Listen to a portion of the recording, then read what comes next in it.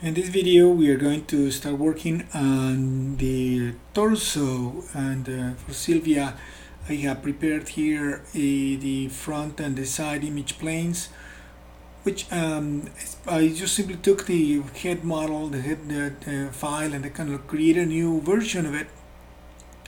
But now I just scaled it up. I created my dimensions, so I use my the dimension tool, so the distance tool. So I'm gonna make her to be 175 centimeters tall plus her hair, so she's gonna be relatively tall girl. And so that way I'm working with her. Place the head. I scaled up the head because the head was smaller. So there she is, and I'm gonna start modeling her body. And I still need to go and do some fine tuning of the head. Is there some lumpiness here there that needs to be fixed? But for now it's okay. I'll go back and add that when I'm finishing up the final touches for her.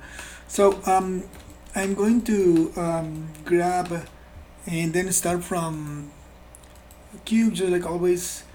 Just get a cube. In this case, cube's tiny, so we're gonna have to scale up. I'm gonna split the screen in two, so I can have my front and my side views there. There we go, and I'm going to start scaling. And for this, just matter of just like always, same process as we done before. There's like the video that you saw. If you watch the video with Cecil, there is nothing different here. It's just a matter of extruding and creating the basic shape for us to follow. Just scale it a little bit just to match some of the placement of things. Extrude one more time. Get her belly area. Extrude one more time. Scale up to her hips, and then extrude one more time and bring it all the way down to in between her legs. Just roughly shape that. So if you look at that, it's not too bad to start. Just got lucky with the first try, just moving some things in and out to generate some of the structure. So at least in the side view, she feels a little bit coordinated. Let me change my scale to the world, and that way it makes some more sense. There we go. Let me get some of these guys in the front view to match. She's has a very skinny body, and I like that actually, kind of like kind of stylized design. When I go up to the body there, maybe rotate this one a little bit more there, a tiny bit, and grab some of these vertices and place them roughly there. I think her original head might be a little too far forward, so I might have to just correct some of that later. For now, I'm gonna just leave it as is right now. Try to work on this best possible. Okay, I just have the basic shape, and that basic shape will be just the beginning of our video. And by the way, I forgot, I've done some research, and my research is just trying to identify my shape. And the shape, of course, you find the shape, but you also have to find the right topology for it, so that you're not modeling without a name in terms of topology. And I've been looking at some images to find the best topology that I could use for my character. For example, I found this picture that gives me some ideas about it. This is a low-res picture, but it gives me some ideas. Comparing Sylvia to Cecil. Of course, Sylvia has a lot more information.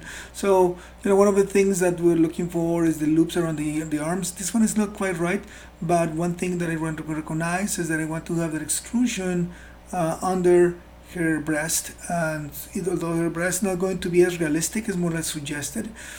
And that there's something there, but this model wasn't quite right. There are some things here that I'm not totally sure about, so probably won't use that one. This one has an interesting approach on the shoulder, so I have the loops showing up the shoulder deformation, which is what I want. There is something interesting showing the shoulder and the armpit loops and the shoulder deformation, so that's an interesting one. There's other, let me see, I have another one here. This one is actually somebody took a photograph from a female body and did some topology on top of it, at least some suggestion of topology that gives me a good reference. And there's something interesting here, that this one follows the rib cage somehow, so that is interesting. Not totally sure yet that I'm going to use that.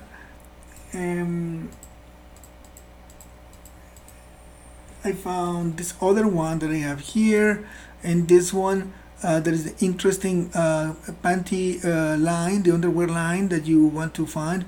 There's a little loop around the belly button, although I would like that to be a little bit larger in my character. I like the extrusion around the breast, that is interesting, and I have the loops here. So this one actually has a lot of good information for me to follow. And the other one I have that I found is this one. And what I like of this one is that this one has a little bit more of that sort of cartoonish approach, but still with some realism in it. So there are a few things that I like here. You know, the loops around the breast, the loops around the armpit, although it's not perfect. I would try to do it differently. And it also has the underwear line clearly pronounced. So this one is also interesting information in the back to generate the shoulder blade, and that might be an interesting thing to consider. So I'm gonna try to follow between this one and the next one to see if I find a way to create my geometry with that reference. So we started with this, and of course the simplest thing to do here would be to add a couple of edge loops. One of them would be inserting an edge loop right in the middle of it. So let me turn on my grid just for a moment. So I'm gonna create an edge loop right in the center. That's perfect. And then I'm gonna make it a little bit boxy, but that's okay.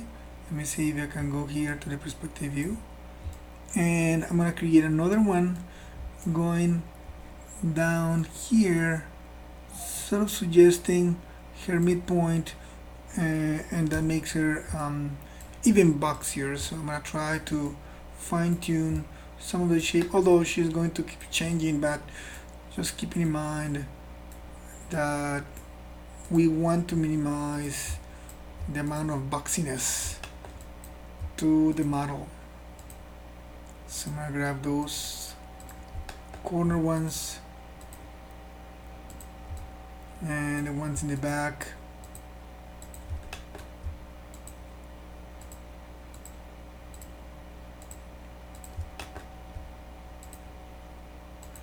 And then just grab the scale tool and scale them in this way and this way a little bit. That way she takes a little bit of rounder shape, and I'm gonna just pronounce some of the other ones to stay with my reference image. That way we are not too far off from what it is. So this one just with her butt, and then pushing this one down. She has a very tiny waistline.